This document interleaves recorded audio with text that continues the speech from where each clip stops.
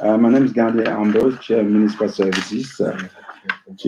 Today is May 8th. We're going to be proceeding with the agenda. We'll call in order. So we make a roll call. I make a motion to call in order. Robert Barnes, committee member. Ms. Brown? Oh, Josephine Byrne, committee member, board member, chair of senior aging. Michael Pimentel, committee member. Family Transit Committee member. Oye de Jesus, chairperson for the LGBTQ. ¿Cómo se llama? Julio Ávila. Freddy Cárdenas. Sara Martinez. Caitlin Turner with DOT. Holly Malone with DOT. Teresa Cruz, Deputy Bronx Borough Commissioner for New York City DOT. Thank you, DOT.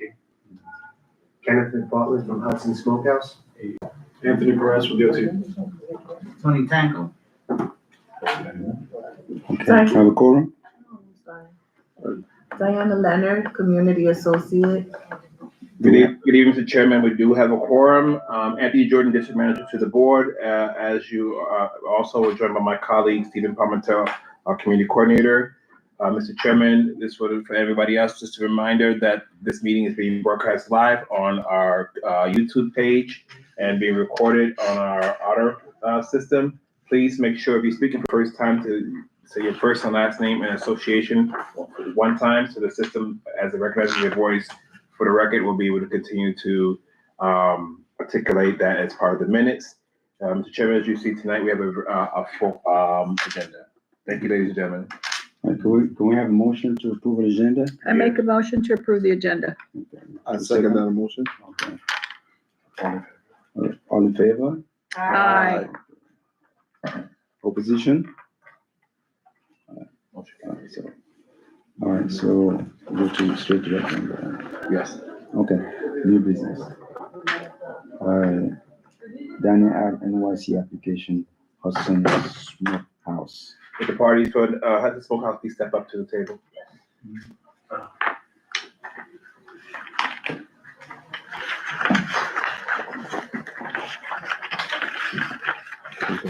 Please say your first and last name and association for the business for the record. Kenneth McPartland, owner, president, CEO. Mr. Chairman, according to the Diana NYC rules, this business is presenting for advice and consent for Diana NYC license.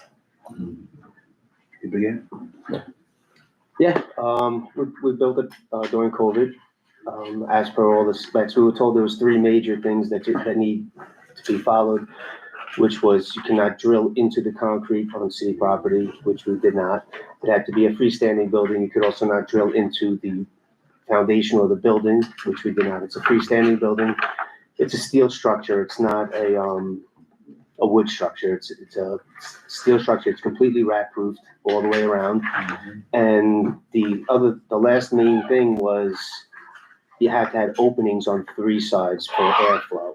So we have windows on all four sides. And we feel as if we did everything that we were asked to do, and we just wanted to see if we can get the final permit. For the record, Mr. Chairman, the business is located at 37 Bruckner Boulevard, Bronx, New York, 10454. Application number 202-4120-4020-0001 on the first one on the package.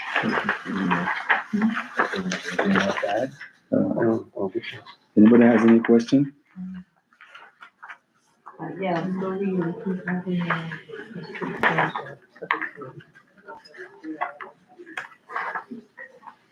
Can you've had an outside shed since COVID? Yeah, Okay. yeah, since the beginning, yeah. And there's never been any issues with the police department that, Not at all. Do we have any? I have a question. Okay, how many tables do you have in there? 5. So that holds what? There's 3 seats at each table, so. Did you remove them at night? Right, yeah, and right now we have to move them into the like the main dining area, back into the secure part of the facility. And what's your relation with the neighborhood, the community? How do you interact with the community? Well, like I said, I'm the owner. I'm there about 16, 17 hours a day, 6 days a week. So I deal with all the other business owners. I go to all the meetings, and you know, we all work together. We're on a big group chat, you know, try to help each other out and whatnot. I'm definitely part of the community. I'm there every day. You know, because sometimes people have a business in the community. No, but they- absolutely. They don't feel like they're part of the community. No, They just come in and do business and go. I'm owner operator. So, because I'm that's, there every day. I'm the head cook of the place. basically you live in a place. I That's what you call basically it. live in a place. You just live in a hotel somewhere else. You Yeah. come to work all day. Yeah. That's why I asked that. I think that I question. have one more Can you have more questions? Yeah, I have Yeah, I one. got one more. Robert had one. Go Okay, ahead. but you can go. Go ahead, Robert. What is do you have any potential, conflicts with the parking and, you know, on the outside of your No, establishment? as per like the specs that we were given, we were told that you have to be at least 8 feet from the curb. And we're like 8 feet, 3 inches or something. So we I guess it's enough for people to walk, like 2 different people to walk both ways. So we kept enough space between the outdoor area and the curb for traffic and whatnot. As for parking, it's just street parking. We don't have any, like a parking, lot or anything like that. Okay, good. Thank you. Okay, go ahead. Do you, I don't see on the pictures the camera, do you have cameras outside on the facade? Yeah, they're owned by the building owner though, and he has them all around the like all sides of the building. Thank you. Yeah, sure. Thank you, Mr. Chairman. So thank you for coming by to present. My questions is regarding your, New York State liquor license. Are you currently, applying to extend your liquor license out to the outdoor, or will you be serving alcohol outside? We will not be serving alcohol outside. So you're not expanding your license, but do you serve alcohol of any kind inside? Inside, yes. And so customers who are drinking alcohol cannot consume alcohol outside. Correct. I mean, the place itself, I think it's 92% food. There's very little alcohol served right now. We have we have a full bar, but it's really just grab and go type food. We really don't even do much for dinner right now because the neighborhood itself, the buildings are built and they're really nice, but nobody's moving in. It's a fact. So we do really well for lunch every day, and nobody drinks at lunch anymore. Not like 30 years ago. So, you know, it's mostly all food. But as of right now, we don't have any pretty drinking outside. What are your concerns, if any, about quality of life or public safety in the area, especially with panhandling or anything else happening outside in that outside? Like I said, no one's really moving in. The only people that have moved in are like the low and no income, and they could be a challenge. I mean, just the other day I was going to my car and somebody was sitting in the front seat and like, whoa, what's this? Going through the glove compartment and whatnot. Jumps out, runs, and went right into the building. I'm like, you're not even trying to like run around the corner, do something. You just told me where you live. And it, you know, we deal with that quite a bit, but I mean, that's just the neighbors. It is what it is. You have to, you have to do the best you can to. How many employees do you currently have? 15. And with the outside dining, how does that equate to your bottom line in your business? Do you feel there's to add to, what percentage would you say, without talking about numbers, would it add to the success of your business? Well, I have 32 seats inside and 15 outside, so it helps me at 30%, which is it's a big, and there's still a lot of people that they feel better.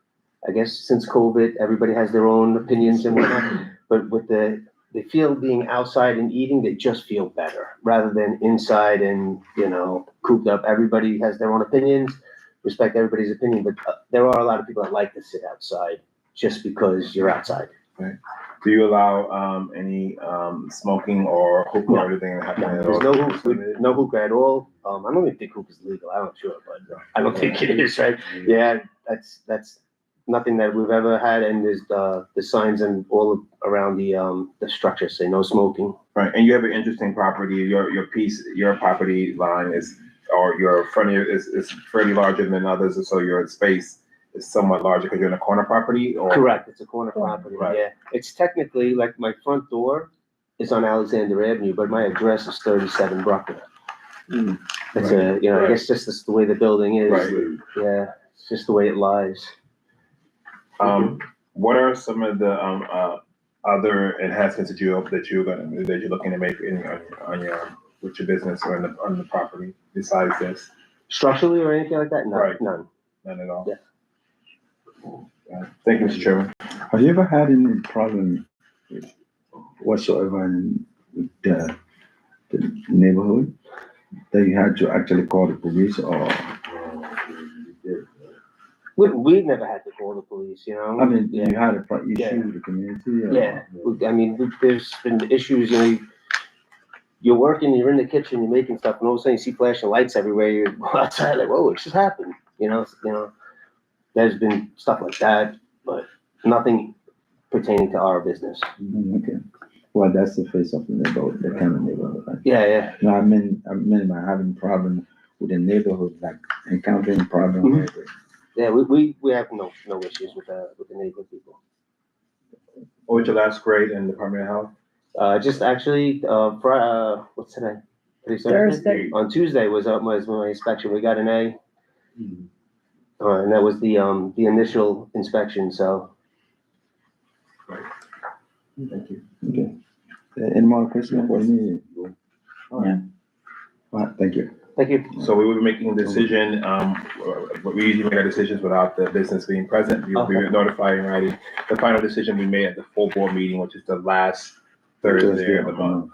Okay. So, but if you want to watch the decision, you can watch it on our YouTube page, but you don't Gotcha. have the person being So present. do I go to that meeting actually? You can the also, last if Thursday? there are questions, you're welcome to come to the meetings, so you can be able to ask full board questions at the full board meeting. Just send like an email, let me know if I. Yep, Okay. Stephen from my team will reach out to you. Okay. All right. Very good. Thank you, sir. Thank you. All right. Good luck. Appreciate it. Thank you. Then we have Los Misperos. Original restaurant. The next restaurant, Las Vegas. Saludos. Van a disculpar, yo no hablo inglés.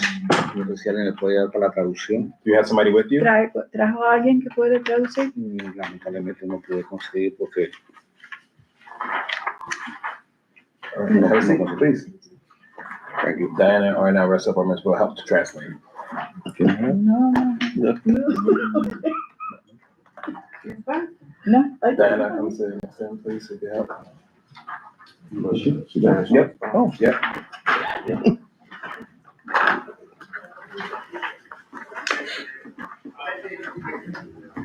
lifesaver.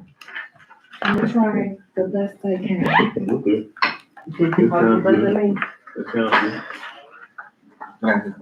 Oh, So, Mr. Chairman, this business is located at 500 East 149th Street, Bronx, New York, 10455. Application number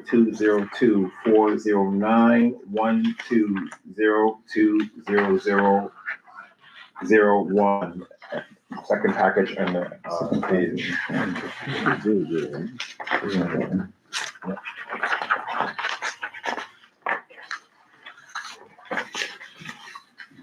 Okay. Sí, bueno, estoy aquí para responder algunas preguntas obviamente de la Junta de Vecindad. La aplicación sometida ante la ciudad creo que cumple con todas las normas, las medidas y todas las fotografías. yo le tengo que decir lo que está diciendo. He's saying that his application and all his paperwork has been submitted and, The measurements are to the standard that the city, is, or that they want. So he said about the measurements, so. the measurements, everything is intact. Sí, todo está en la aplicación, está específicamente todo. The application, everything is fine. You say alcohol? You serve alcohol? Bebidas. Bebidas alcohólicas no, solo comidas y refrescos. Oh, do you No know alcohol. refreshments, no alcohol? Alcohol. Anybody has any question? Yes. Go ahead. So, ahora mismo tú no tienes nada frente del negocio. I'm not saying right now that he doesn't have anything right now in front of it, you know, que tú quieres hacer. Ahora mismo tú no tienes nada, solamente el negocio. No hay silla, mesa, nada enfrente o al lado. No, tenemos tres mesas pequeñas y eso es todo. Y las respectivas sillas. Yeah, 3 small tables. Pero yo no, outside. en el retrato yo no veo eso. In the picture, I don't see it. En esta página, I'm gonna show him the page that I'm confused at. Aquí mismo, tú tienes la mesa de aquí al lado, en esta parte, o enfrente, No, al costado. acostado. Acostado, Okay, sí. all right. On the side. Entonces, on the side. That's it. Back on the one for, that's the corner of a blue, it's a, blue cab, I mean, No, it's right straight. okay, I don't know what. Cause I'm trying to picture out. This is Brook Avenue, yes, so it's Brook Avenue. It's a blue, yeah, on the corner of Brook Avenue. Yeah, it's on the corner, so it's hard to see. Yeah. It's over here. Yeah, it's On the bigger one. I have a question. ¿Qué cantidad de personas se pueden sentar en? Yeah. Estamos hablando de 9 personas. 9 personas. So I asked how many persons can sit in the outdoor dining, whatever it's shed. De 9 a 10. He said from 9 to 10. It's supposed to be 12. Aquí dice que tú vas a poner rendering. 6 mesas. 3, 4, 5, 6 En el tables, plato. 2 people, that's 12. No, son No, outside. tres Yeah. mesas, pero como son plegables, Ajá. aparece como 6. It shows 6 tables. It's very narrow. Yeah. Very narrow. De 2 personas cada mesa. Yeah. Very tight, it's very tight. Yes, very tight space. Very narrow. Solo tenemos It says 7 feet, but it doesn't. 7 feet out here. Pero tú vas a poner más mesas o tú vas a quedar con los 3. solo 3. Parece que el dibujante Yeah. lo puso más, pero es una representación legal. Que solo voy a poner 3 mesas nada más. What kind of problem do you have? Do you have any problem in the neighborhood there, in the area? ¿Tiene problema en el área? No, directamente no hemos tenido problemas. What's your relationship with the neighborhood? Alrededor de los vecinos sí hay muchos problemas, digamos, la policía siempre está presente por ahí y tú sabes, la venta hasta a veces de 12 de cosas, yo no lo sé, pero están ahí. He said the police is always in the neighborhood, but it's nothing to do with his establishment, it's just the neighborhood.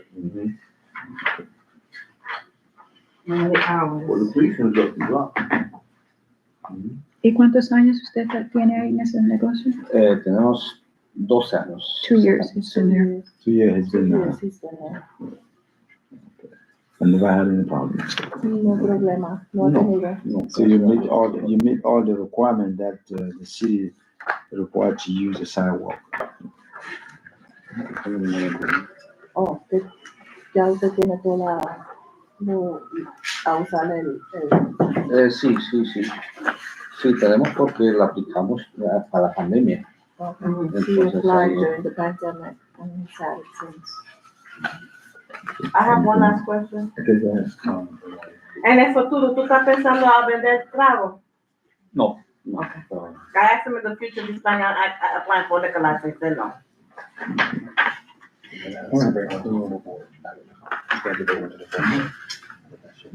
When you was, your inspection was done in, April for the Department of Health, what was the grade?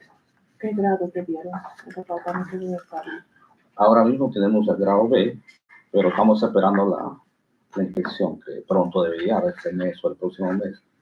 Right now he's at a B, so he's waiting for them to come back and they're supposed to. That's come back last this year, month. that's last year, Yes. last It year. was done, April 2025, not last year.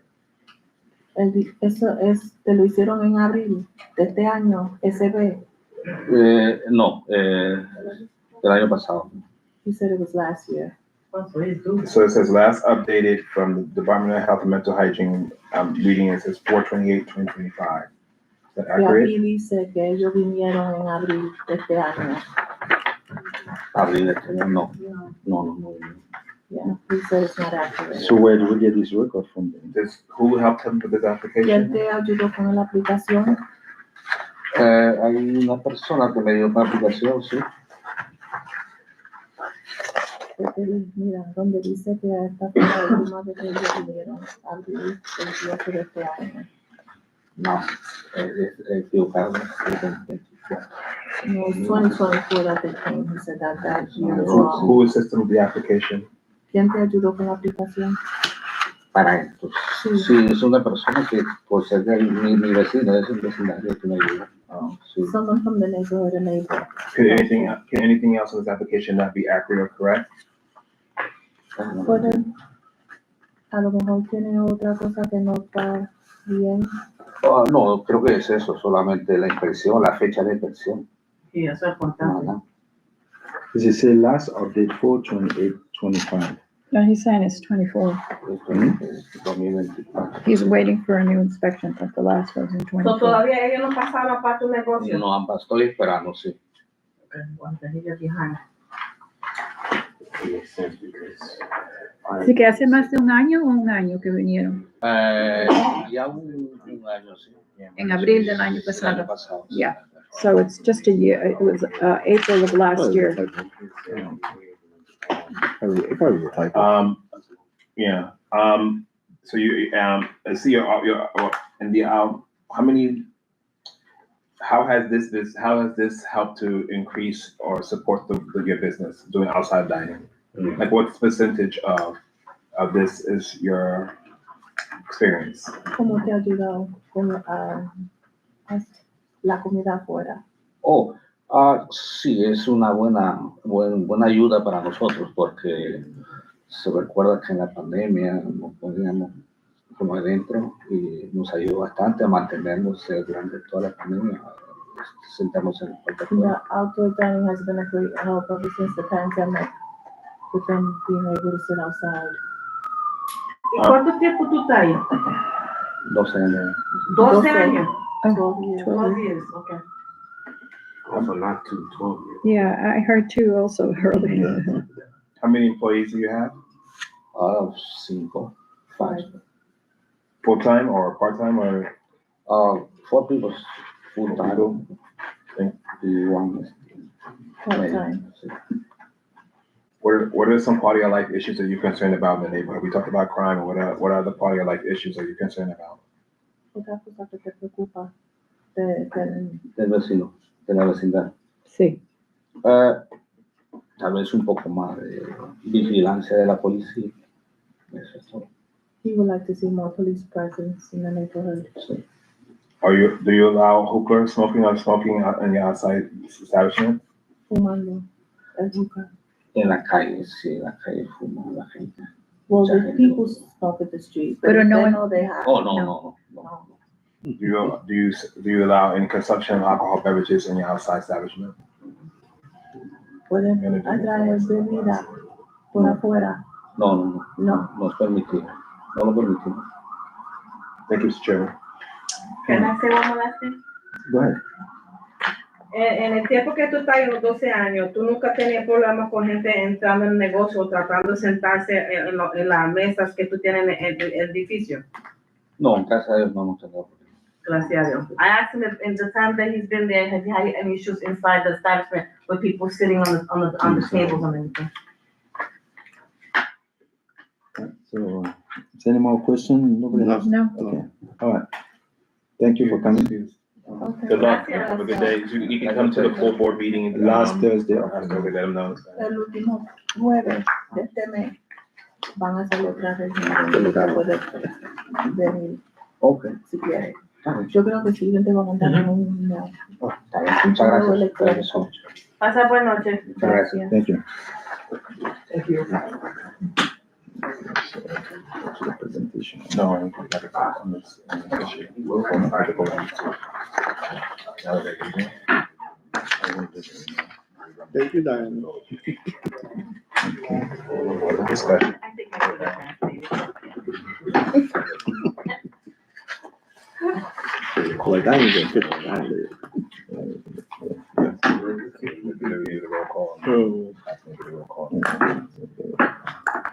All right, let's get a roll call on the first issue, Hudson Smokehouse. Oh, we're voting already? We voting on All right. Anybody? I make a motion to approve the application from Hudson Smokehouse Corporation. I order the Jesus second. Any discussion on the motion or No. opposition? All right, so let's move on with it. So, again, for the record, this is application number 202-412-04-020001, Hudson Smokehouse, 37 Brooklyn Boulevard, Bronx, New York, 10454. Michael Pimentel, Yes. Herman Francis. Yeah. Josephine Fernandez Burns. Yes. Audrey De Jesus. Yes. Robert Burns. Yes. Chairperson Ambrose. Yes. Motion passed. Okay, next, I'll be endorsement, Ms. Perez, Peruvian restaurant. All right, can we have a motion? On the second item, Los Municipals, Peruvian restaurant. I make a motion to approve the Los Municipal Peruvian Restaurant Corporation's application for outdoor dining. Any second? Anybody second? I, Michael Pimentel, second that motion. Okay. Any discussion? I do. Okay, Can I, do I do a motion if I want a stipulation added to when we do the voting? you And know, that's, you and can that's the just person add- originally who passed it, the person who originally made the motion you have to ask to them to amend their motion. amend the motion. Oh. So you have to ask who. Me, Burns. Ms. Burns. Can we amend the motion? What do you want to say? I want to add a stipulation stating that if he decides to want to come to front of the board for liquor license, that it be noted. That he said he wasn't, but he You can have change to. his mind. Yeah, you have to anyway. You have to. He has to anyway, Add to yeah. con- to vote. So, Yeah, all right, okay, you retract it? Yeah, I check. Okay. Just want to make sure. All right. Time to vote. Michael Pimentel, Yes. Herman Francis. Yes. Josephine Fernandez Burns. Yes. Audrey De Jesus. Yes. Robert Barnes. Yes. Chairperson Ambrose. Yes. Motion passed. Okay.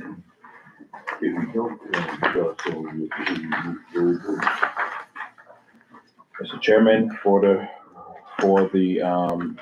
committee's report, we have New York City Department of Transportation, Bronx Borough Commissioner Anthony Perez, Deputy Commissioner Teresa Cruz, Holly Magon, Kevin is, and Caitlin. Reporting on the Brooklyn Boulevard Phase 2, Willis Avenue, St. Anne's Avenue. It's gonna be, I'll do it, I mean, it's the Peruvian tourism? Yeah, but I'll do it and then you just do the next one, okay? You guys go with that? Yeah. While you guys get that set up, why don't I do a quick introduction? My name is Anthony Perez. I'm the Bronx Borough Commissioner, Department of Transportation for the City of New York. As was mentioned here, I just want to introduce the team. I'm joined by our Deputy Borough Commissioner, Teresa Cruz, Holly Malone, who leads our outreach and SIP projects.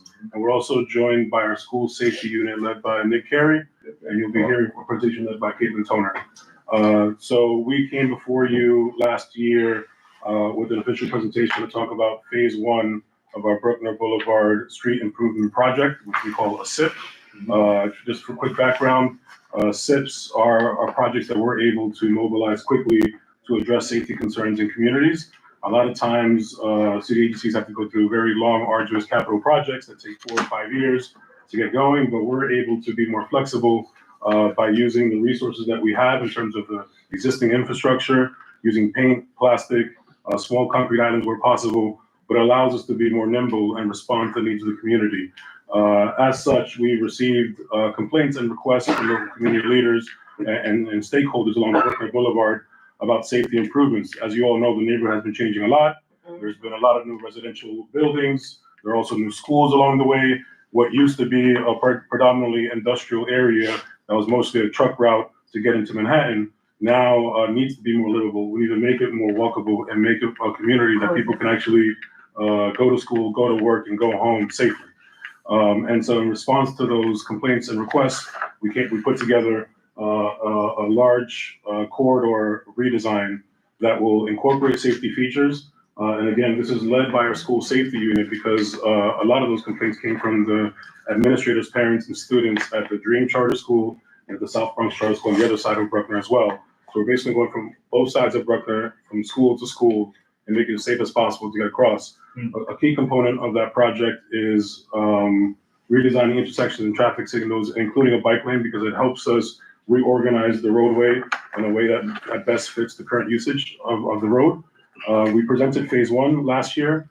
We'll give you some updates on that quickly as we proceed, but today we want to focus on phase two, which will extend from the Willis Avenue Bridge over to the west side, west end of Bruckner Boulevard. But with that intro aside, I want to pass it over to Caitlin to make the whole presentation, give you details. I ask that you hold your questions till the end, and then we're happy to answer any questions or clarify anything for you. Okay. Thank you. Hello, everyone. My name is Caitlin. I'm a project manager at New York City Department of Transportation and the School Safety Unit. I'm here to talk about Bruckner Boulevard Phase 2, which is Bruckner Boulevard from West Avenue to 6th Ave. So, quick overview is, we'll give kind of the background of why we're here and a recap of Phase 1. Then we'll talk about existing conditions and what we see on the street today, and then we'll share the proposal. So, next slide. So before I even talk about Bruckner Boulevard Phase 1 or Phase 2, I actually do want to talk about another Department of Transportation project, and that's the Harlem River Greenway. So next slide.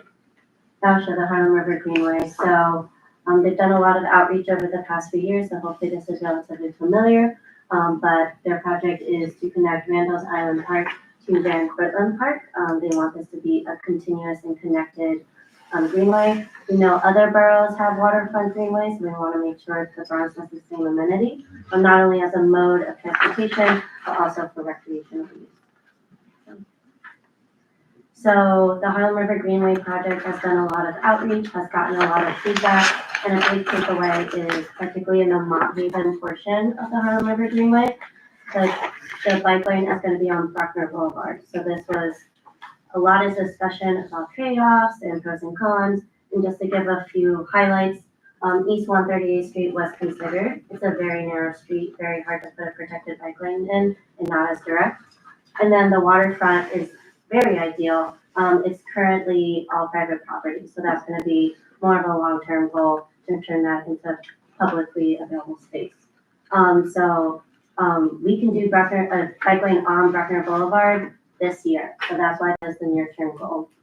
And so while the Harlem River Greenway was doing all this outreach and feedback, simultaneously the school safety unit was asked to investigate school safety treatments on Bruckner Boulevard. So this is a very interesting project where we're combining two DOT goals, one to improve school safety treatments while also incorporating the greenway at the same time.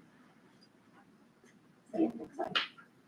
So now that I shared kind of how the Greenway is involved in this project, I want to talk about Phase 1. So we presented to the community board last year. We were ready to install last fall, 2024. It was Con Ed work, so it got delayed. We're ready to install this spring. So we're very excited about that. Just a few highlights is that Phase 1 was really prioritizing the school components of the project. So you can see kind of in this light orange, it's a little faded on the screen, but the scope was looking from Bruckner Boulevard from Lincoln Ave to Lowe's Ave, so in front of Dream Charter School. And then the other portion was on East 133rd from St. Anne's Place to Cypress Place, in front of South Bronx Charter School for International Culture and the Arts. So key components in this project was to have the two-way protected bike lane and a lot of pedestrian infrastructure such as new crosswalks, pedestrian space, and concrete pedestrian highways. And so we can move to the next slide. So this project is going to model other two-way protected bike lanes that we have throughout the city. One example being Wells Avenue in the Bronx. And the reason we model it after other designs we have in the city is because it has a lot of benefits, such as calming traffic, reducing speed, giving cyclists a designated space to bike on the roadway, and there's also pedestrian benefits of shortening the crossings, and we upgrade our signal timings. And so, yeah, phase 2 is really filling in the gap. So you can see here, we have the scope of phase 1 in the lighter orange. So the darker orange is where we're gonna continue, the two-way protected bike lane. So that will be Bruckner Boulevard from Willis Avenue to St. Anne's Avenue. And we're also going to add Willow Avenue from East 133rd Street to East 132nd Street, because we know that was also a pedestrian connection on the Greenway. Next slide. So yeah, so that's giving a background. There's a lot of DOT activity happening on Bruckner Boulevard with the Greenway phase 1 and phase 2. So this section's gonna kind of jump in on the phase 2 scope and what we see today. So if you could go to the next slide. So what we're seeing today is a lot of crashes. So we looked at police reports from 2020 to 2024. And some of the highlights is that there's over 200 injuries along this corridor. 22 of them are severe injuries. And unfortunately, there is one cyclist fatality at Bruckner Boulevard and Brown Place, and that's in the phase 2 area. So we're seeing that pedestrians and cyclists are experiencing a lot of crashes in this area. So this table breaks it down by mode of transportation and severity. And then the map here, yellow shows all the total injuries, and then the orange highlights the ones that have severe injuries, and the red is unfortunately the one fatality here. So what this map is really telling us is that it's not just one isolated intersection that is super complicated. It's not just directly in front of schools that are dangerous. It's a corridor-wide problem, which is why we're treating this as a corridor project. So now that we have the data telling us to really investigate this area, I want to share more about the characteristics of the phase 2 scope. So if you look at the reference map, we were looking at Bruckner Boulevard from Willis Avenue to St. Anne's Avenue, and we notice it's a very wide street. So if you look at our drawing here, it's kind of small, but it says that it's a 70-foot wide street, and you can see the road is mainly being used for vehicles traveling and parking. So we noticed that this street means there's very long pedestrian crossings. It's missing the bike connection that we really want to put here.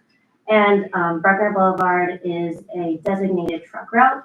So we see that there's high truck activity while at the same time pedestrians are taking a long time to cross. So we want to reduce that conflict. Next slide. Yeah, so we really looked into the traffic patterns if we really want to share what we saw. So we collected data at each intersection. We looked at video footage. We counted who was traveling broken down by bus, truck, car, cyclist. And we really wanted to find the peak hour when the road was at its most busy and highest capacity. And so, yeah. And so if you look on the left-hand side, what we're seeing is Bruckner Boulevard from Willis Avenue to Lincoln Avenue. It has very heavy westbound traffic and very light eastbound traffic. We're seeing the morning rush hour. A lot of vehicles are taking the 3rd Avenue Bridge to go into Manhattan. And then if you look on the right side, we're seeing the reverse. So we're seeing that from the Willis Avenue Bridge off-ramp on to St. Anne's Ave, we're seeing very high eastbound traffic and very light westbound traffic. And so we're seeing that a lot of vehicles are leaving Manhattan and using Bruckner Boulevard to access the Bruckner Expressway. And so when we're thinking about redesigning this street, we want to take advantage, we want to reutilize the road that's not being used very often, and we want to make sure we don't overutilize the heavy traffic flow. So that's what we're thinking about in this proposal. So this is talking about the intersection of St. Anne's Ave and Bruckner Boulevard. So what exists here today are 2 pedestrian islands. We're very supportive of this. We think pedestrian islands are a great way to shorten pedestrian crossings and make pedestrians more visible to oncoming vehicles. So we want to make sure in our design we accommodate and work around this rather than creating a design that would force us to tear these out. And then jumping over to Willow Avenue. So the reference map shows we're looking at Willow Avenue from East 133rd Street to East 132nd Street. So the photo here is us on Willow Avenue facing south for approaching East 133rd Street. And the current design shows that it's directing cyclists to go onto the sidewalk and share it with pedestrians. We'd like to redesign that to continue the cyclists on the roadway, in a way where they don't conflict with, trucks and cars. So that's what we're seeing, today in the existing conditions, so here's the proposal that we'd like to see. Yeah, so the proposal is we are installing a two-way protected bike lane on the south curb of Bruckner Boulevard. And in order to make that happen, we are going to remove a travel lane, and we're also going to limit vehicle turns. So the following slides is going to go into detail of where that's going to occur. In addition to Bruckner Boulevard, we are also going to install a two-way protected bike lane on Little Ave from East 133rd Street to East 132nd Street. And so again, we want to reiterate, it's gonna extend the phase one two-way protected bike lane. So it's gonna look like the existing, it's gonna look like other two-way protected bike lanes that we have in the city and give the same benefits that have. And so we want to use this time to also emphasize that bike lanes not only make it safer for cyclists, it makes it safer for all roadway users. So we can see there was a 15% drop in all crashes, and also 21% for pedestrians, our most vulnerable user on the road. And so if you look at the photo on the right, it's clear when a street has a designated place for a cyclist, a designated place for pedestrians, a designated place for drivers. It makes everything much more predictable and makes it safer for everyone. Next slide. And so this is going to zoom into one block. So if you look on the reference map, we're looking at Bruckner Boulevard between Willis Avenue and the Willis Avenue Bridge off-ramp. And so what the traffic patterns show is this portion has heavy eastbound traffic and light westbound traffic. So because of that, we're going to remove one westbound travel lane. So if you look at the first cross section, in this, we're facing east. The left side is the north curve and the south side, or the right side is the south curve. So here you can see in the existing conditions, we have two travel lanes in each direction and parking on the curb. And so on the proposed, I'll start on the right on the south sidewalk. We're going to have a two-way protected bike lane on the south curb. Parking, we're going to have one eastbound travel lane, and then we're going to maintain the two westbound travel lanes and then parking on the curb. And then zooming in, looking at the reference map. So now we're looking at Bruckner Boulevard from the Willis Avenue Bridge off-ramp to St. Anne's Ave. So this is where the traffic has higher eastbound traffic and lighter westbound traffic. And so we're going to remove a westbound travel lane. So looking again at the existing cross section, it's very similar to the last one in that we're still facing east, north group on the left, south group on the right. We have two travel lanes in each direction. And then the proposed, if you look below, starting at the south curve, we're going to have a two-way protected bike lane. We're going to have two eastbound travel lanes, a turn bay, and I'll get into detail more about what the vehicle turns we're proposing, and then one westbound travel lane. And so when installing a two-way protected bike lane on the south curb, that can lead to turn conflicts. So if a cyclist and a pedestrian gets a walk signal to cross the street, at the same time, the vehicle may get the signal to turn left, and then there's a conflict in the road. So we want to reduce these types of conflicts, and we're going to do that in two ways. One way is to give a designated left turn signal.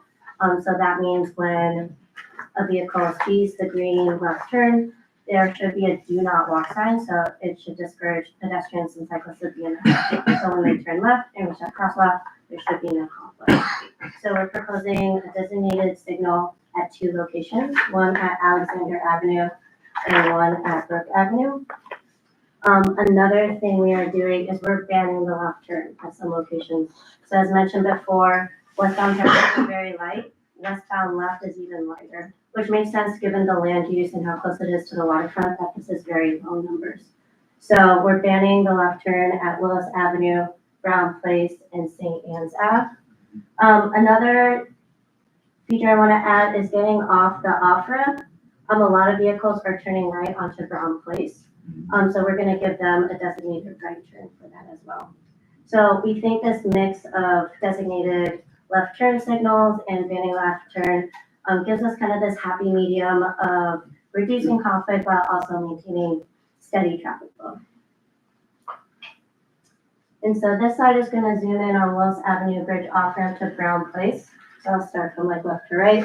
So on the left side, we're installing a concrete pedestrian island that helps make pedestrians and cyclists more visible to vehicles. And then this intersection is where you can see where the travel lanes differ. So on the left side is two westbound travel lanes, one eastbound travel lane, and then the other side is reverse. One westbound travel lane and two eastbound travel lanes. And then as we kind of continue towards Brown Place, this is where we're giving a designated right turn, since we saw that a lot of vehicles are turning right at this location. So given that we want to maintain two eastbound travel lanes, have this right turn, and have a two-way protected bike lane, the trade-off was we do have to remove parking on the south curb, roughly around 7 parking spots. And then if you continue here, we are banning the westbound left, so the vehicles either go straight or turn right. Next slide. Yeah, so St. Anne's Avenue is the location that had existing pedestrian islands. So we wanted to maintain those, and also we wanted to have the two eastbound travel lanes. And so again, we had another trade-off of where we have to remove parking spots on the south curb. We also see in this image, we're banning the westbound left, and you can also see that the two westbound lanes are gonna merge into one westbound lane. Next slide. And then jumping over to Willow Avenue, so looking at East 133rd Street to East 132nd Street, we noticed that it's missing a connection of the Willow Avenue bike lane to the Randall's Island. So if you look at the first image in the existing conditions is having cyclists ride on the sidewalk and sharing it with pedestrians. So our proposed is moving them to the roadbed on the east curb. It'll be a two-way protected bike lane with Jersey barriers to protect them from moving vehicles in the travel lane. Next slide. So yeah, so that's the details of our project proposal. So just want to give a brief summary. Next slide. We're installing a two-way protected bike lane, continuing from the phase 2 and the existing one on East 133rd. In order to make this happen, we are incorporating turn bands and designated signal phases. We are also installing a pedestrian island. Some of the benefits is this is a key part of building the Harlem River Greenway, which is a very exciting project. It's connecting the neighborhood to Randall's Island, which as we see with these new schools, it's also helping kind of younger students access that more. Also, while really looking at the traffic data and doing the traffic analysis, we want to make sure we reduce the conflicts between pedestrians and cyclists in the vehicles here. And because this is a designated truck route, we want to make sure that we also continue the flow because we know commuters have places to be and we want to make sure everything is still moving. I don't know if Nick, you have anything else to add? Only thing to add is that, ideally, this is something that we would install over the summer. There's a lot of moving parts to it, but that's our hope. It's gonna be done this summer or? We would like to start it this summer. There's a lot of components, there's markings, there's concrete work, there's signal work. Some of it will have to be, sequenced in certain ways and delays. Last year we were talking about how we're gonna do phase 1 this year. It's gonna be done, and nothing moved because of conflict. So there's a lot of stakeholders out here, a lot of things happening, but that's the hope. Yeah, I just want to add a little more context to that. So as you all know, as we presented in other presentations, that for DOT, the construction season is generally when it's warm outside. So, towards April, towards like November. Once you get into November, it's too cold to really put down paint and adhesive materials into the ground. So we've got a window where we can get things done. In a perfect world, last year we would have done phase 1 already. We would have done it before the start of the school year in September. But because of all the ongoing utility work that was emergency related and needed to happen, people need to cook, people need their lights. So that has to work, that has to happen. We had to delay the start of that. So in an ambitious way, we'd love to complete what we would have wanted to finish last year, get that done this summer. And if there's time, we'll do as much of this as well. But we don't want to start any portion of it that will be left undone once it gets cold again. So we'll complete what we can and we'll delay what we have to. We'll start again next year. I got a question, something I haven't found in New York City. In Washington, D.C., they do have it. The traffic in the morning from 6 to 10 goes one direction. Every street going downtown in the morning goes from 6 to 10 o'clock one way. Then in the afternoon, they do reverse. Why don't we apply that in New York? Is it possible? Because really, it takes away this struggle. I mean, every Monday through Friday, it's respected. Everybody goes through that. Get up in the morning, everybody goes downtown. But if you do choose to go uptown, you find a street further away that will lead you uptown. But if not, 16th Street, 14th Street, then he's down to the city. How come we don't apply that in New York? In some places. I'm curious to hear your answer. Nick will probably have a great engineering answer, but I think I can start with at least some concept. I think part of it is how our city is designed and how busy and the volume of our city. Everyone's going in different directions. Order. Let me finish. So even if you look at this particular area, for the work that we do, we want to be very specific and surgical based on how the traffic flow is. We don't want to just paint a broad stroke and say, you know what, everyone tomorrow just start going in another direction. And you saw in the photo here, even based on the infrastructure that exists today, the ramps are one directional. If you want to go into Manhattan and you go up the Willis Avenue ramp, all the cars are going towards the bridge. Yes. So you just can't flip that around. And same thing with the ramp. When you're leaving Manhattan, you come off and you get off at Willis Avenue. Yeah. So all the cars are naturally going in the other direction. That's what we did here was basically, instead of reinventing the wheel and trying to move everything around, we kind of built this around the current flow. So if all the cars are going towards the right at the PM hour, we'll keep those 2 lanes that way. If all the cars are going towards the left in the morning, towards Manhattan, we'll keep those 2 lanes that way. But the space that's not being used, that's what we can play with, and that's what we've done here. So I think generally the answer is we want to be surgical and specific and block by block and not just do a broad stroke, because in New York City, it's so hard to do that with so many different flows of traffic and trip generators. But I don't get a more sophisticated engineering answer than that. You know, I've never tried to do this, but based on my experience with DOT's engineers, I think there's a lot of anxiety about maintaining predictability. And you know, when people get used to a certain street configuration, they get used to the signal timing. They might not realize it, but they kind of internalize it. They, oh, I can go now. I know what's about to happen. So we're reluctant to change that significantly throughout the day. The fear is that, you know, people will get used to it and then get confused and, New Yorkers get confused very easily. we sure do. They did, they actually did during the, Wagner and Lizzie administration when they had a so-called bus strike. Fifth Avenue in Manhattan, and Madison Avenue in Manhattan used to be 2-way. So the Third Avenue, now it's 1-way. I remember that quite well. They did up here in the Bronx also, Third Avenue. From 163rd Street going uptown was going 1-way going north. And Washington Avenue was a 2-way street, also was 1-way going south. Because what they call the 15 was coming south from Washington Avenue, then they changed it and put it back 2-way again. Well, it attempted, because when they built the Cross Bronx Expressway, well, that was the best also. And so what they didn't do was put a rail line, this is why y'all truck traffic. But the question was, they did make an effort at it, but once they tore down 3rd Avenue L and the other L lines in Manhattan, that was it. So they stuck with the truck traffic until they come with another concept. All right, can we move further? If anybody has any question? Or do you have question? So this was when I went to the Bronx Brewery when we did the first phase of all that information that I obtained, and it's like you took the thoughts out of my head when you guys were doing the presentations, because those are the things that we had brought up when we were doing those workshops. And now that I'm seeing actual on the screen, it's gonna work. I mean, I'm happy there, because you know I told you that I drive my bike that whole route, and I'm in the streets and it's bad. But now that you guys are gonna be connected, that I'm looking forward to this. I'm happy you said that. You know, as was mentioned in the presentation and Audrey just mentioned as well, this is also incorporated a lot of planning and workshops that were done to the Harlem River Greenway. We had tons of events, virtual events, in-person events we did at the brewery.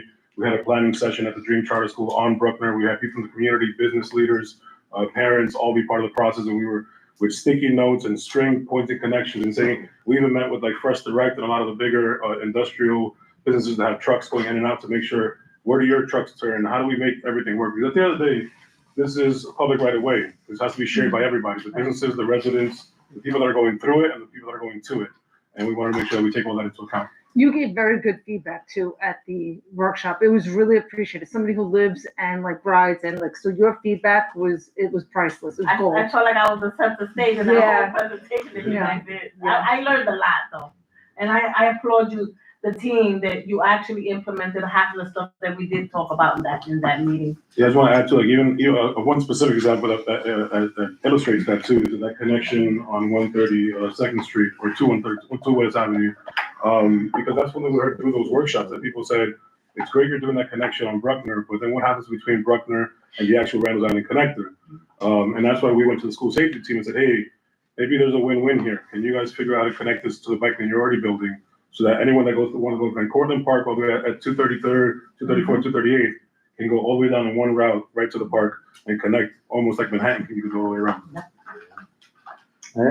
I'm just wondering on a Bruckner, you're gonna add a bike lane, right? It's not gonna make it through. I mean, I like the bike lane because I use it a lot. But when I ride my bike, I go on Willis Avenue. I feel like a prince on that street. Because I go down, up and down, seriously. Yeah. So on a Bruckner, it's not gonna be two-way on a Bruckner. It's not gonna create a lot of problem with the parking. Well, I'll just start by just saying that the great about these PVLs, these parking protected bike lanes, is that you can keep the parking and use the parking as a benefit to the bike lane because you have that protection, that separation of layer. So it's kind of like a win-win in that way. But I'll let the team talk a little bit more about what we described in terms of looking at the existing traffic flows, looking at the volume, and fitting it in where it works, and not trying to remove too much from that. But Yeah, I think that's basically it. For the most part, we can keep the parking on both sides of the street. We did mention a few spots where we want to add another turn lane, or there's other reasons why we would need to move it or remove parking for a little bit. But generally, the thing that we're removing to make space for the bike lane is the extra travel lane or the extra driving lane, which in this section is the lane heading west, which was surprisingly light volume we found. We needed it there because that's where I was facing challenges when I used to try to come on my bike, and I'm like, I was scared. I was like, I'm against traffic. It's hard. There's no bike lane. So I started going the long way around, and I'm like, that's why I'm glad that now that's all gonna be one. Anthony, any question?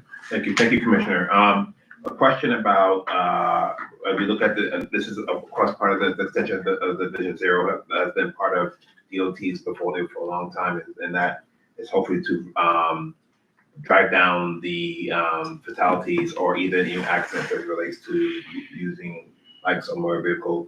My question is also, of course, with changes, there's always frustrations as people get accustomed to it. Talk about what are the numbers of lives with this new configuration that the department hopes to, and if you have numbers available to drive down on deaths that has statistically been happening in these areas. So if you guys want to jump into those slides. Yeah, well, I think so. We have like a general slide we always show. This is when you install a protected bike lane, injuries go down for all roadway users, pedestrian injuries especially, 21% on average for all the protected bike lanes that we installed between 2010 and 2017. Of course, they're not all the same. Some have more elements to them and some are more substantial. I think, so some protected bike lanes, like you could go on, say, an avenue in Manhattan where it's relatively straightforward, like 6th Avenue. Where we took a lane and we put in a one-way bike lane, and it's all pretty straightforward. I think this is going to be a lot more like Willis. And that's why it was so convenient for us to show a photo of it, similar, and of course it's in the neighborhood. There are so many other elements to it. There's the bike lane, and there's all of the signal timing and turn mitigation improvements that come with it.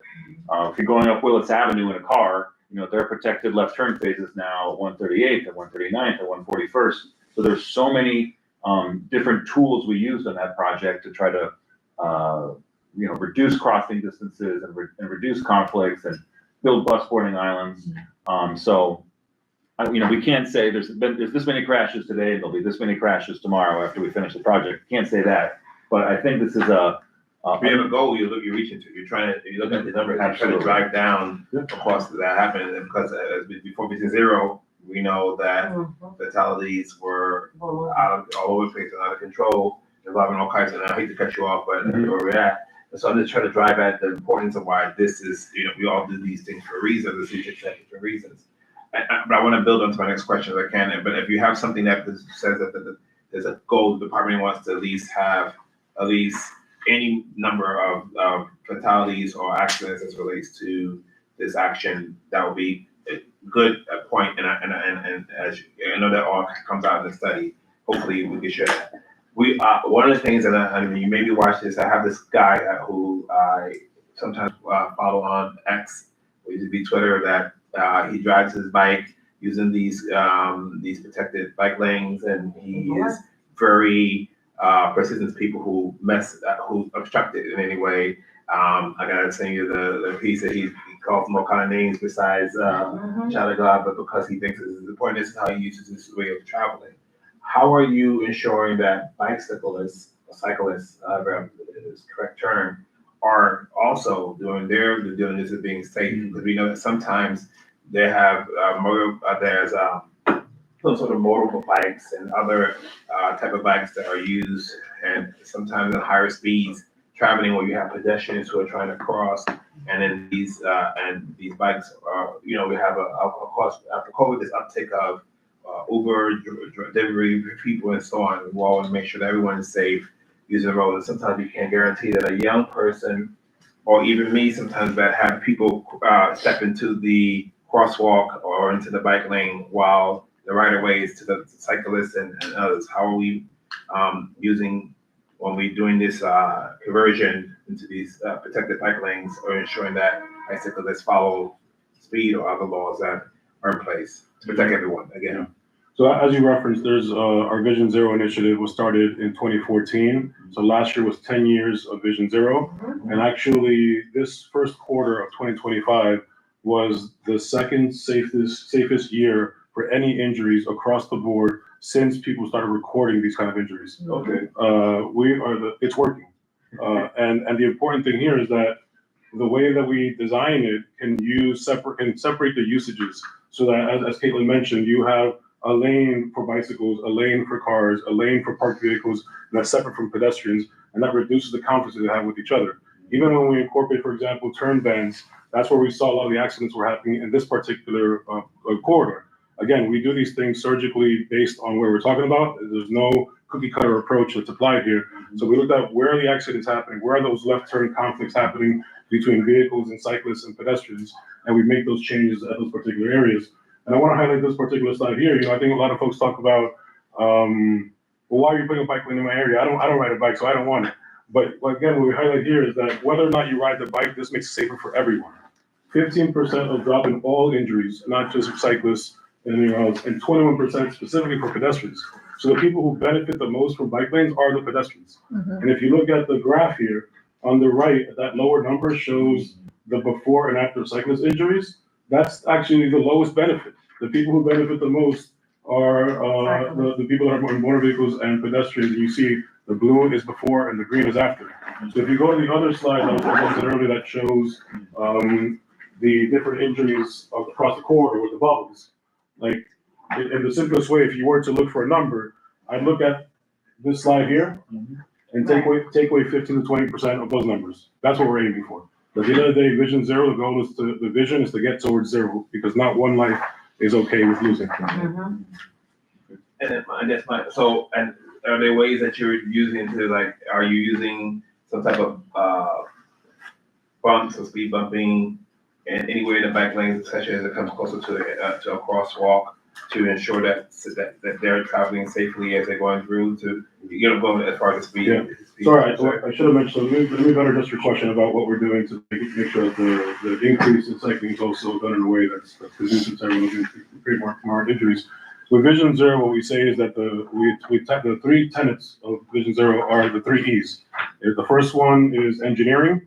We do it through design. We have our engineers look at the usage of the numbers, the traffic flows, the modeling, they'll figure out the design of the road, the measurements, how wide, how small, how narrow. That's the engineering side.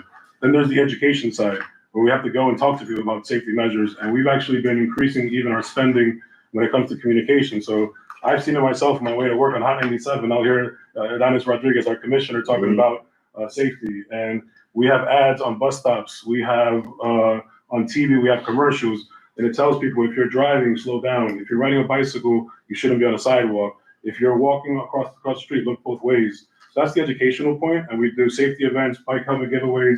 We go to parks and community events, and that all falls into the education aspect of it. The third one is enforcement. And that's where we work closely with our partners at NYPD and other enforcement agencies. And even in this area, the 40th precinct was just announced as one of the pilot areas citywide for the quality of life team. So they've been working out with summons and enforcement as needed and as appropriate for different offenses. But when you put those three things together, the engineering, the education, and the enforcement, that's the strategy how we get to zero. And my final question, thank you, Mr. Chairman, and I'll yield to the resident, is when we're using pedestrian midway, like we have an example of that, I believe that's on 149th Street, where there is that, there's a very large, I think it's two-way street, or double lane two-way street with some bus traffic going back and forth both sides, and in the middle, there was a pedestrian island that was put with a gate that requires that people only cross. But there, right, cross only at certain points in the crosswalk, because I'm assuming it's part of Vision Zero, but then also you have some people, and sometimes the buses have hard turns. There's been accidents where they're torn the gate down and you have to go back and look into it again. How are you looking at at ensuring that, as you said, education, everything is important, ensuring that those pedestrians are having less and less of these pedestrian items and the different parts, because that is a central part of your plan too. And always the concern is Bruckner, you have a lot of businesses there, alcohol, beverage, everything else, and everything. Yeah, we're just concerned that those things can always be destroyed or break the rules. So a question about how are you making sure that, are you using crosswalk only gates that's going to be put in those pedestrian islands, or are you just putting these pedestrian islands to allow people to have some sense of safety while they're crossing our streets like that for this particular project? You want to talk about those? Yeah, I think we only really do, like what you're talking about at 3rd and 149th, where there's, what's the phrase? There's an engineering phrase that I'm missing, but where you have to sort of you don't just cross the street all the way, you cross into an island and then you're led to a different spot to cross directly. Or you only cross the crosswalk, the raised gate is there, only allows you to you can't cross it at the island unless if you're crossing there, you're safe, but you gotta, you said, fall into the crosswalk. Right. So we usually do that when the signal phasing is such that you can't get all the way across in one go, which is something we really try to avoid. It puts a lot of delay on pedestrians.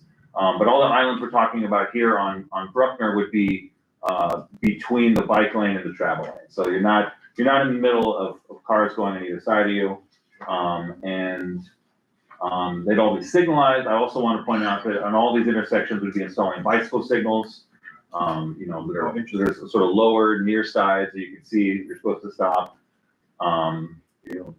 Yeah, on Willis Avenue has this. the median that you're describing is very, very long, and like part of the reason the pedestrian fencing is there is because there are people that will just like cross in the middle of the street, and our goal is to get them to cross at the signal when they have the crosswalk like for them. And so that's to discourage them. These islands are not going to be as long as those islands, so that we don't need the pedestrian fencing. So the islands in the most likely at the East Basket. Is that it? No, that's not it, right? I mean, that's a painted technically, but it's, yeah. So there's 2 trees, right, like at the end, and then like the goal is that you're crossing at the crosswalk. There really isn't a reason for you to cross like earlier than that. The island the median that you're describing at 149th, and I think it's 3rd, is very long. And it's a very long crossing to the next intersection. Thank you, Chair. Thank you, Commissioner. I want to just raise one more, probably a more comparable example of where a similar design is utilized is actually further west on Bruckner on phase 1, where we had already implemented the quick curb bollards on Bruckner from the Dream. And that was part of that too, that we saw too many cars popping U-turns and it was unpredictable. And children were crossing the street in the middle of the way. There were too many conflicts that way.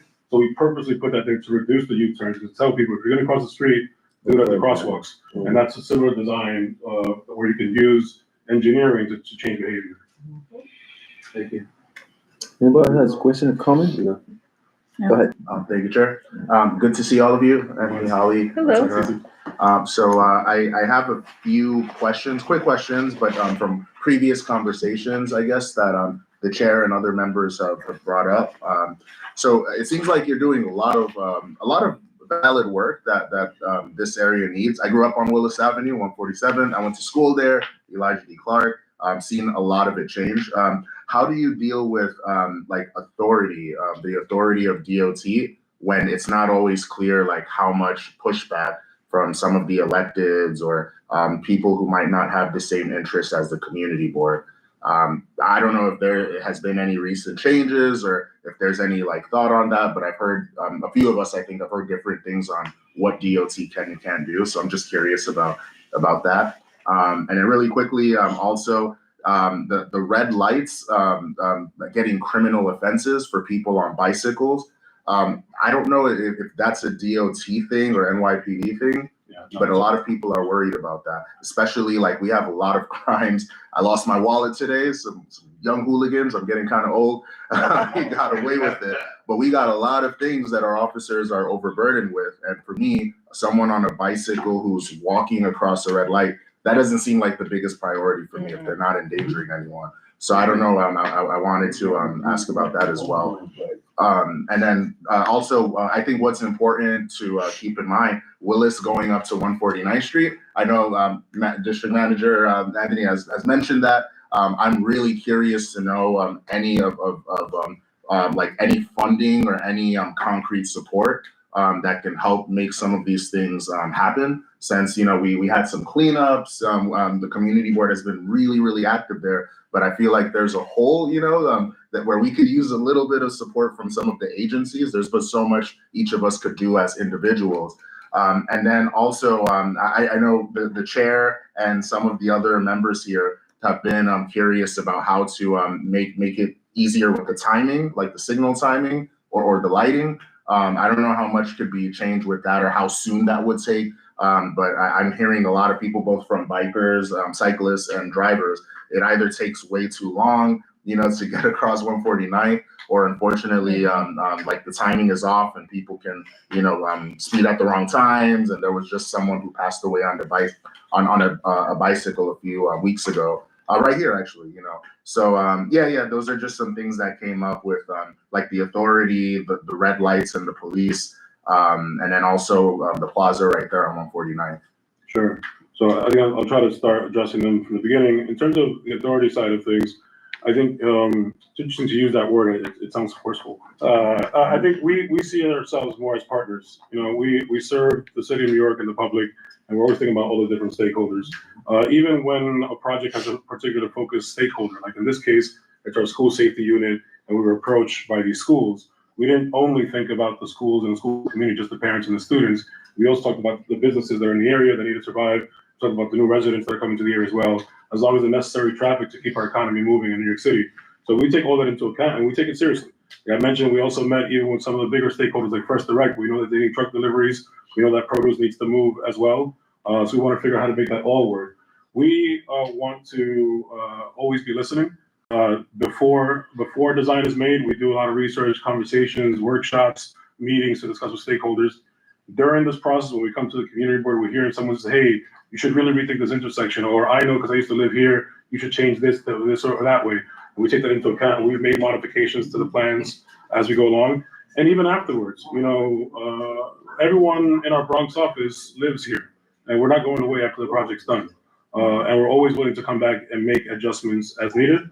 And that's kind of the beauty as well with our SIP program, our street improvement projects, that allows us to both move quickly for installation using resources that are in-house that we can do in a faster timeline, but also allows us to come back as needed. You know, if someone says, hey, listen, I love the design, it ran really well for the first 2 years, but a new company moved in or a new school opened, so we got to make a change.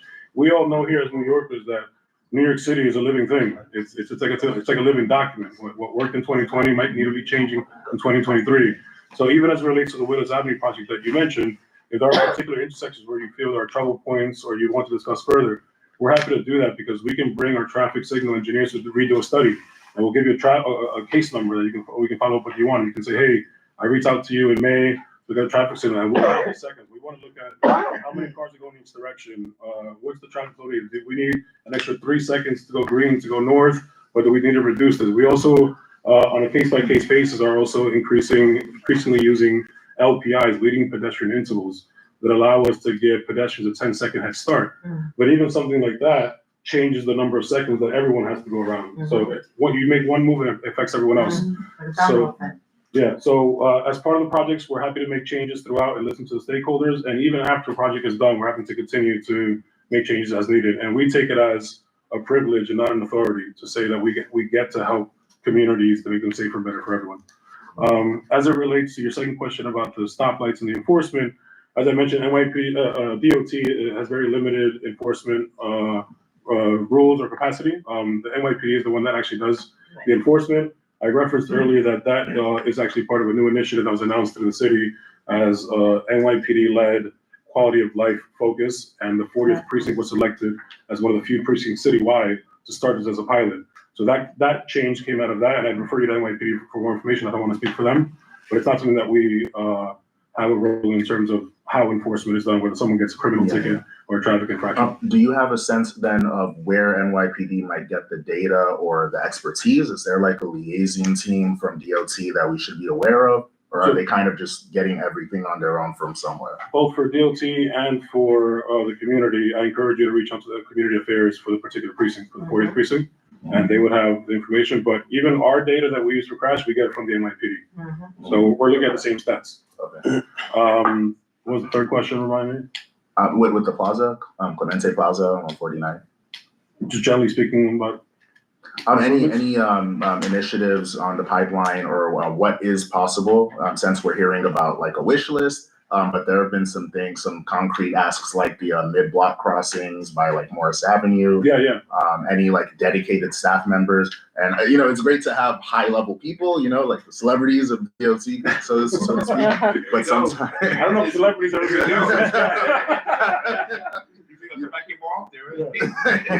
So he's not here today, but Kevin Perez Molina is our borough planner that covers community boards 1, 2, 3, and 4. So he goes to all the DSC meetings, usually at these meetings. He couldn't make it tonight, but he's a great contact for you. And obviously any of us want to be responsive. So in terms of the larger scale initiatives, I'll start a little bit about that, but I'll talk about some of the more specific things that we've done. On the larger scale, in 2020, we did a street improvement project across 149 to include the bus lanes and some improvements for safety there. Obviously, the pandemic happened and everyone forgot how to drive and what to do. And there's been some unfortunate incidents that throughout, and I want to be careful not to call them accidents because crashes are preventable and should be. Since then, we've made some improvements here and there. Like, for example, we've added some leading pedestrian intervals into the signal timing. We just heard from a school on 149th and Cortland that wanted to be added as a school zone, and we've actually moved that forward. We just sent a letter to the community board asking to actually reduce the speed limit in front of the school. We did just hear from the local bid, the 3rd Avenue bid, that asked us to consider putting a mid-block crossing in response to that recent fatality on cyclists. And we just opened the case study like 2 weeks ago. It'll take a little bit more time to study whether it's feasible, but we are looking into that. And then actually we're starting to work on a capital project that will help reinforce some of the work that was done in 2020 using paints and plastic. So we can come back with some actual concrete, as you mentioned, and more permanent fixes that'll be improvements to what's already there. Like bollards? Or like plastic what? We don't have a design just yet. We're kind of looking at the traffic data, looking at where the accidents are happening, the crashes are happening, and trying to inform where we need to focus on and use different tools to address those different issues. So we don't have a design yet for the board, but just know that we didn't say, hey, we're done 2020, we came and we left. We're coming back again to do more improvements across 149.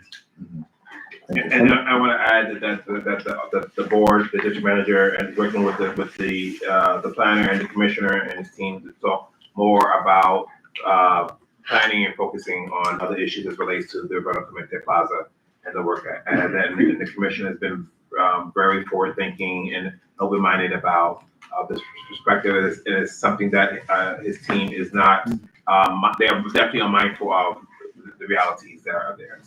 So it's just just in case, and we have submitted some questions, and the commissioner will circle back with those answers. Can I just add something, the light sequence on Third Avenue? Could we do a study on that? Third Avenue what? Third Avenue, Bergen, yeah, from within that area on the Bergen Avenue, we have a bus that comes on Bergen, make a turn, I know exactly what you're talking about. right? Yep. Summertime is a nightmare. Yeah. That Super is, narrow street, right for the. I think something has to be done there. It takes from there to Grand Concourse can take you 15 minutes. And the problem is on Third Avenue, on that bus, double deck bus that comes and make a turn, make a half turn, wait, and the next light doesn't change. Yeah. And then the traffic coming this way and the bus get in between. I mean, that is one area I think we should do a study in that, the light sequence, or find some way of. Yeah, so I know mitigating exactly what that. you're referring to, you know, there's a privately maintained plaza there, 149th and Bergen, where there's been a lot of activity and attention there too. And there's a relatively new building with the the gym and everything underneath as well. There's been a lot of change to the area. Some small things that we've done in response to these issues is actually, we recently installed, I think it's already been installed or will be installed soon, is actually putting a bike rack there on the corner when you're heading, before you make the right turn onto Bergen. And I'll tell you why. The reason is we heard from the MTA that they were having troubles making that turn when people were illegally parked too close to the crosswalk. Right. So the bus had to make a very wide turn to get into a very narrow Right. street. So we actually put some infrastructure there. And the purpose of that, obviously, it does have a purpose of parking and storing bicycles. But really what that does is prevents the vehicles from parking too close to the crosswalk to help the buses make that turn more smoothly. And same thing with the bus stops itself. They were actually moved. They used to pick up and drop off everyone at the middle of the block, right by the plaza. But now they do the drop-offs for the express buses close to the corner, and you load the bus close to the middle of the block. So that makes it easier to get on and off the bus, but also gives the buses more space to make that articulated turn and go further into the block, or there's less congestion there. It's one of those things that we can keep trying at it. It could be a On single the thing. 140, what about 149 Bergen? Sorry? 149th Street and Bergen. Yeah, so we'll also That's look at. another place that's where, actually, this one is even worse, because on the Third Avenue side, you can pass on the other side of the street. Yeah. But on this, once that bus make a turn, Yeah. that's it, everything stops. Nothing can move, even a bike. That's why, I think one of the biggest issues was what happens when you turn onto Bergen and the impact that has on 149th, if the bus has the trouble making that turn. So that's why we were trying to address surgically what was happening at Bergen by moving the stop, by putting the obstruction, the physical obstruction. But yes, we can also look at the signal timing in general. For From those, 147, Yeah. because it starts on 147, the long bus will block 147 Yeah. on the Willis. Then go further down, the traffic is congested on 149th Street. Yeah.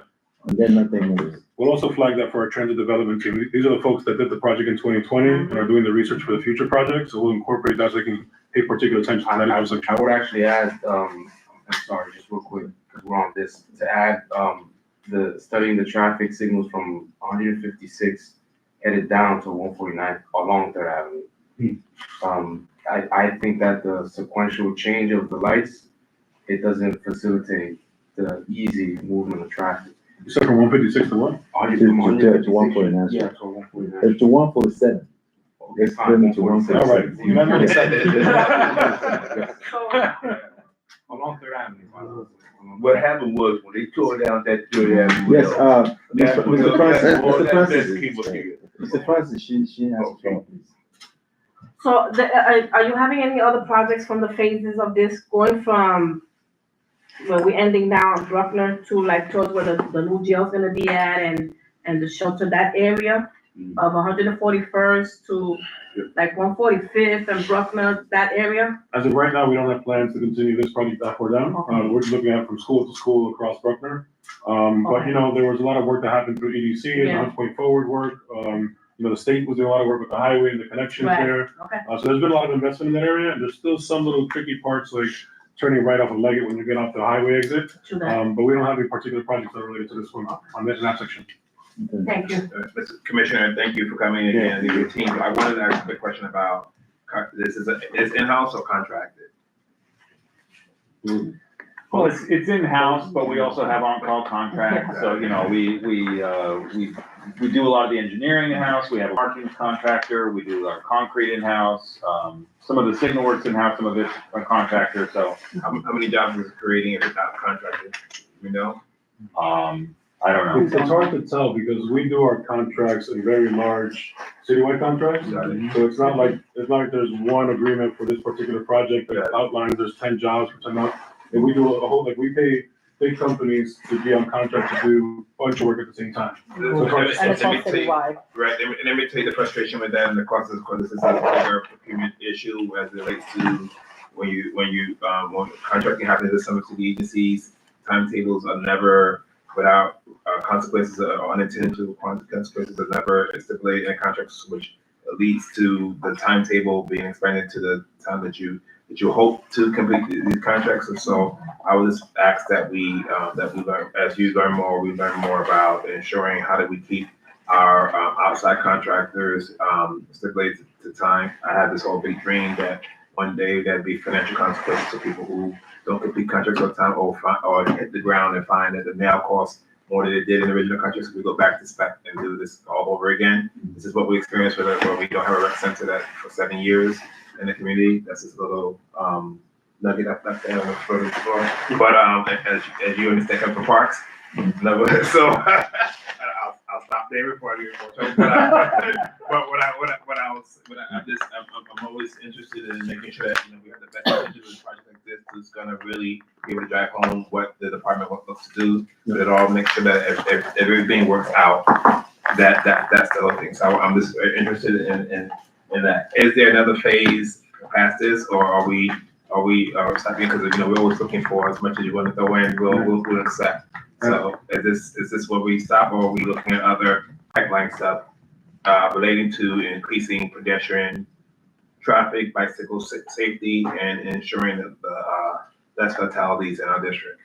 So I would say that. That's a heavy question. Yeah. So let me address the first point that you made largely about the contracting and delays and so forth.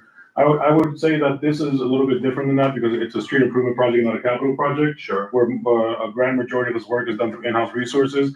And when we say that some of it is contracted, it's just that like we already have a contract that does cement work, so we're just going to use that contract instead of do that. But it's not the same as our capital project where you have one contractor, one company that's really managing all these different points. All that's done by these smart people next to me, so we don't outsource a lot of that management work. I would also say that the difficulty there is in the larger citywide capital project system is, as you mentioned, there's different phases. There's the design phase, the procurement phase, and the construction phase.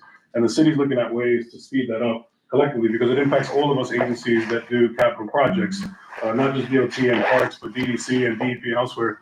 So the city's doing a lot more of design build work that allows you to take that input while the project is doing that work. So it kind of blends it in and allows more changes. Because otherwise, like you said, a lot of times you'll have someone be part of a presentation and they'll say, wait, we want you to change this thing. But if you change that thing, that's a change order, which increases the time and increases the cost. So the city's aware of these issues and we're trying to move that forward, including kind of the reverse of what you said. Instead of penalizing, the city's also incorporating a lot of more incentives to say, hey, if you finish this project 3 months early, you get an extra bonus pay for this to get done. So the city's trying different ways to speed up the procurement and capital process, but some of those bigger issues don't really impact us in these particular projects because a lot of it is done in-house. So as I understood, is summer months, is hoping to complete this, so it's 3 months, and I'm averaging. We're hoping to get all of phase 1, and I hope all or most of phase 2 before it gets cold this year. So, and then what are the projected unintended consequences to a project like this taking place where there'll be deter traffic elsewhere, slowing down traffic, et cetera, for it's always like that, like you say, medicine, the benefits outweigh the side effects. So what are those? Let me take a step back and just, I forgot to address the point you made in terms of what else to expect there. As of right now, we should not expect this to come back next year with a phase 3 on Brooklyn Boulevard. We did phase 1 and phase 2, and then that's this project. But there are other projects that are adjacent that are related to it. Sure. So like when we mentioned the Harlem River Greenway, that goes through a lot of different community boards. So every section we're going through each board. So like last night, we were talking to Community Board 8 up in Riverdale, talking about Bailey Avenue coming back Portland Park down to 225th. And we talked at CB4, we talked about the connection on 149th Street and close to 161. So each of those segments connects all the way down. So this will be a big section of that, because it does from Brooklyn all the way to the other end. But we need to talk about what happens between 132nd and Willis and the actual connector. I think we need to do, we probably need to do some project there at 132nd. We also want to connect from the northern portion down to Brookner. There's a separate capital project in the pipeline to improve some of the work around the bow tie in Third Avenue. Right. So they all interconnect with each other, but they're not necessarily a continuation of the same project. And what, And the unintended consequences, I think we're very mindful that with any project that we do, whether it's through DOT or utility company or a private developer, they have to get permits through DOT, through our Office of Construction, Mitigation and Coordination. And we have a traffic maintenance plan to allow to make sure that if we're taking up any sidewalk or lane, that there is a plan for it, that where do people turn, how long is it gonna be, from what hour to what hour are you allowed to close a certain lane? And we keep in mind, school hours, holidays, when possible, we do some night work, but we also don't want to do too much night work because people live there too. So it's trying to balancing all the needs of people, and we try to structure that through our permit process. Again, that we hold ourselves to the same standard, we take out our own permits, but also if there's a private developer building a luxury tower, we're gonna tell them when they can and when they can't work, when they can take over a public space like a sidewalk or a parking lane or a travel lane. So we keep that all into our projects. I would say there's gonna be a little bit of, in terms of, I don't know if obstruction is the right word. There will be a little bit of a headache during the summer while work is happening, but the bulk of it is happening when school's not in session, when some people are on vacation, and again, it's the warmer months. So we're gonna do everything we can to do it as fast as we have to, but as slow as we need to make sure the city keeps running. and that's why I was asking about jobs, about whether or not you put enough people in the job to get it done, the timetable, and everything else. So, that was, and I appreciate that. Take the box to heart. If I could take this quick layup for a nice throw-in for DOT, I'm very proud that the agency under this Commissioner Donis Rodriguez has significantly increased our MWE contracting and jobs that are local. Before this administration, DOT was hovering somewhere around 20% or less in terms of MWE contracting, and now we're up to, I think, 34%. So we've almost doubled it in the last 3 years and a half, and keep going. And that means more jobs people that are from the community, that represent the community. And I think that's a big thing that's worth celebrating, because we're talking about big contracts. These are hundreds of millions of dollars contracts. And it's not just like, you get 10% of a $50,000 contract. This is, 34% of almost billions of dollars. So it's a big thing that we're celebrating, and that reflects how we want to be partners in the community. That's why when you give a commissioner position to somebody that comes from the community, he knows what to do, because, he lives in a community. So thank you very much for coming. Very influential people. Thank you all for your time, really appreciate it. Oh, you got any questions? I did, but it's after Okay. the meeting. Okay. I'm gonna get your email. Sure. All right, Can I go thank pick you up my very daughter? much. Thank you.